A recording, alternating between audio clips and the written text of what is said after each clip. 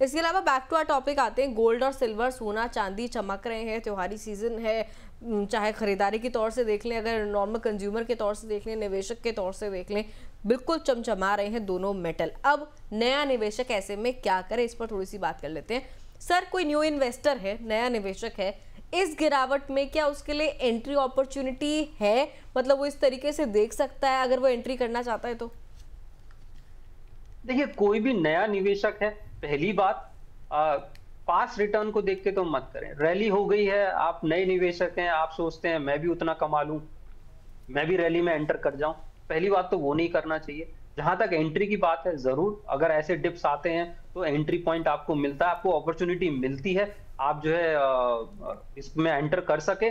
लेकिन इवन नए निवेशक को भी अपने एसेट एलोकेशन का हिस्सा ही बना के चलना चाहिए और पास्ट को देख के इसमें एंट्री ना करें। लेकिन हाँ, ऐसी डिप आएंगी और ये डिप अगर और जाता है तो ऐसी डिप आपके लिए अपॉर्चुनिटीज लेकर आती है कि आप जो है निवेश शुरुआत कर सकते हैं। एंट्री अपॉर्चुनिटी की अगर बात हो रही है तो फिर यहाँ पर जो डिप है वो भी एक तरह से अपॉर्चुनिटी है। यहाँ पर आप निवेश करें, अच्छा होगा, क्योंकि इससे एक तरह से मार्केट का डाउनफॉल जो है वहाँ पर आपको ज़्यादा से ज़्यादा यहाँ पर एक तरह से जो कमोडिटी का जो क्वांटिटी है वो ज़्यादा यहाँ पर मिल जाएगी और इसके लिहाज से अगर देखेंगे तो फिर आगे चल के आपको काफ़ी अच्छा फ़ायदा मिलेगा। सर, लेकिन अगर मौजूदा माहौल में अगर हम लोग देखें तो सोने और चांदी में बेहतर क्या होगा? क्योंकि यहाँ पर दो बातें होती हैं। एक तरह से अगर देखा जाए तो डिमांड का जो परसेप्शन होता है वो गोल्ड और सिल्वर को लेकर बिल्कुल डिफरेंट होता है। गोल्ड की इंटरनेशनल डिमांड ज़्यादा है, खासतौर पर सेंट्रल बैंक जिस तरह से बाय कर रहा है। और अभी एक आंकड़े भी आए थे कि सेंट्रल बैंक इंडिया ने भी यहाँ पर बहुत ज़्यादा सितंबर में अच्छी खासी यहाँ पर क्वांटिटी में गोल्ड की रिजर्व्स बढ़ाए हैं। वहीं चांदी की अगर बात करें तो इंडस्ट्रियल डिमांड यहाँ पर ज़्यादा होती है। तो किस निवेश में एक तरह से ज़्यादा फायदा रहेगा यहाँ पर? देखिए, अगर मैं लॉन्ग टर्म व्यू लेके चलता हूं और इन दोनों कमोडिटीज को कंपेयर करूं तो जो सिल्वर की रैली है वो बहुत कुछ इंडस्ट्रियल डिमांड पे डिपेंड करती है, क्योंकि इसका इंडस्ट्रियल यूज ज्यादा है। तो यूज जो होता है वो एक लिमिटेड हो जाता है, एक लिमिटेड सेक्टर में कन्फाइन हो जाता है। वहीं अगर हम गोल्ड की बात करें तो गोल्ड जैसी कमोडिटी का जो यूज है वो जनरल पब्लिक तक जाता है और डिमांड जो है वहां से भी आती है। तो आप इंडिया में ले लें तो चाहे फेस्टिवल डिमांड लें या वैसे डिमांड लें, एक सेफ हेवन की तरह काउंट होता है। सिल्वर आपका वो सेफ हेवन काउंट नहीं होता। उसका रीजन भी यही है कि उसका जो डिमांड है या उसका जो यूसेज है वो एक बहुत स्पेसिफिक है जो हर इन्वेस्टर नहीं समझ पाता। तो इसलिए अगर दोनों कमोडिटीज को कंपेयर करूंगा तो मे बी गोल्ड का वेटेज जो है सिल्वर से ज्यादा होगा long term investment point of view से। बाकी शॉर्ट टर्म रैली हमें दोनों में दिखाई दे रही है, दोनों का डिमांड जो है अलग अलग तरीके से आ रहा है। मे बी सिल्वर की रैली जो है ज्यादा हो सकती है, गोल्ड की कम हो। लेकिन अगर मैं दोनों को वेटेज के लूंगा तो गोल्ड का वेटेज जो है वो ज्यादा आता है, कंसीडरिंग कि गोल्ड की जो यूसेज है, एंड यूसेज है, वो आपके एक घर घर तक जाती है, कंज्यूमर तक जाती है और वो सेफ हेवन काउंट होता है इंस्टेड ऑफ सिल्वर, जिसका कि एक यूज जो है वो इंडस्ट्रियल कंजम्पशन में ज्यादा है।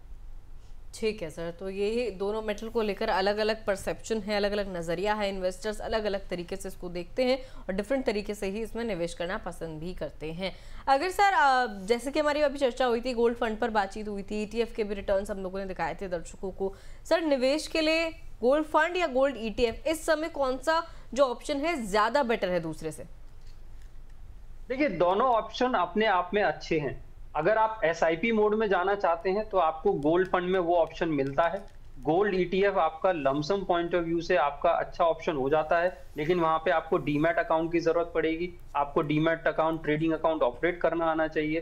तो इन्वेस्टिंग ऑप्शन जो है दोनों अच्छे हैं, but depending on as an investor आपको क्या ज्यादा कंफर्टेबल लगता है। अब अगर आप सैलरीड इंडिविजुअल हैं, मंथली इन्वेस्टमेंट के थ्रू आप निवेश कर सकते हैं, तो गोल्ड ETF में करना बड़ा मुश्किल होगा, क्योंकि आपको हमें मंथली बेसिस पर आपको खुद जो है वो ट्रेड करना होगा, गोल्ड ETF बाय करना होगा। वहां पे आप SIP ऑप्शन ज्यादा अच्छा मानेंगे, जिसमें जो कि आप गोल्ड फंड में कर सकते हैं। तो दोनों ऑप्शन अच्छे हैं मेरी नजर में, डिपेंडिंग ऑन आपका क्या प्रेफरेंस है या आपका जो मोड ऑफ इन्वेस्टमेंट क्या है, उसके अकॉर्डिंग आप सिलेक्ट कर सकते हैं।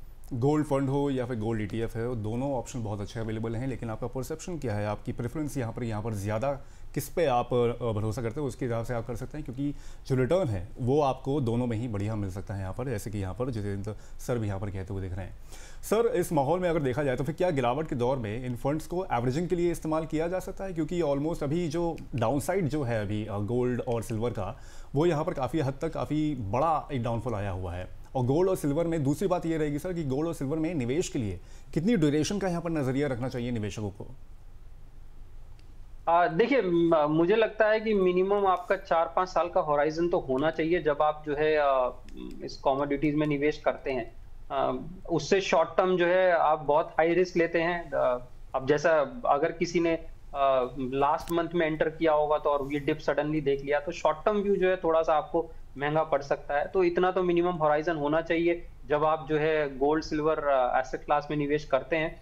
और एसेट एलोकेशन का हिस्सा है तो वो आपका एकदम लॉन्ग टर्म व्यू हो जाता है। और जब आप एसेट एलोकेशन बनाते हैं तो 7 से 10 साल का मिनिमम व्यू आप लेकर चलते हैं अपने इन्वेस्टमेंट पोर्टफोलियो में। तो आई थिंक उतना ही व्यू होना चाहिए आपका इस कमोडिटी में भी। और हर डिप जो है वो एक अपॉर्चुनिटी जरूर प्रोवाइड करेगा एवरेजिंग आउट करने के लिए।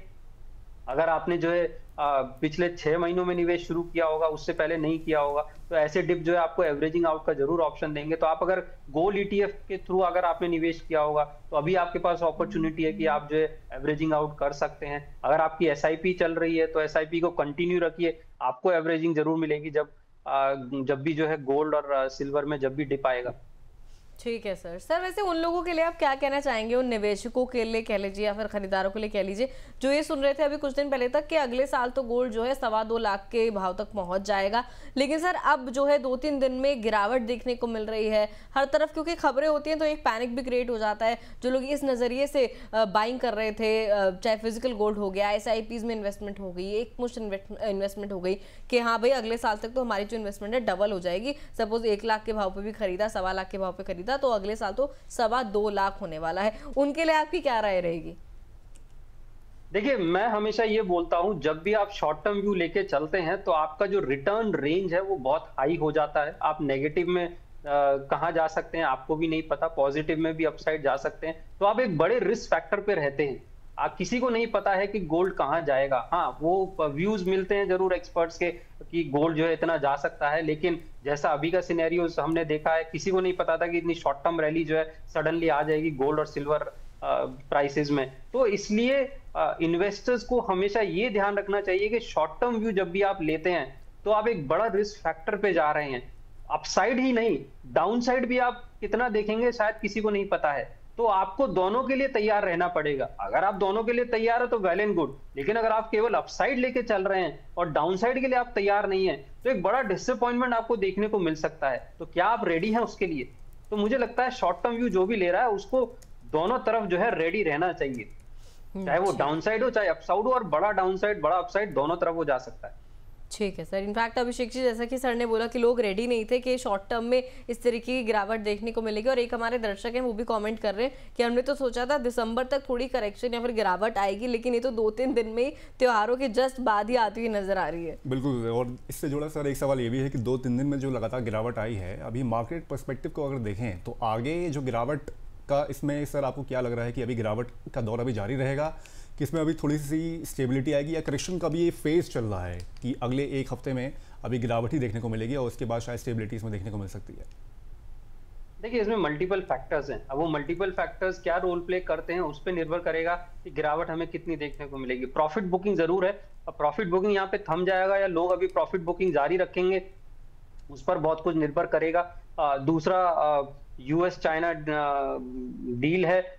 तीसरा जो फैक्टर है वो आपका डॉलर का है, स्ट्रांग रहता है या वीक जाता है। तो मल्टीपल फैक्टर्स हैं, तो कहना बहुत मुश्किल है कि अभी किस तरफ सडनली जो है गोल्ड और सिल्वर जाएगा। तो ये ग्लोबल फैक्टर्स कैसा रोल प्ले करेंगे उस पर निर्भर करता है कि हमें आगे क्या देखने को मिलेगा, ज्यादा डाउन साइड या फिर कहीं पे स्टॉप होगा और दोबारा से रैली की तरफ जाएगा। तो कहना बड़ा मुश्किल है।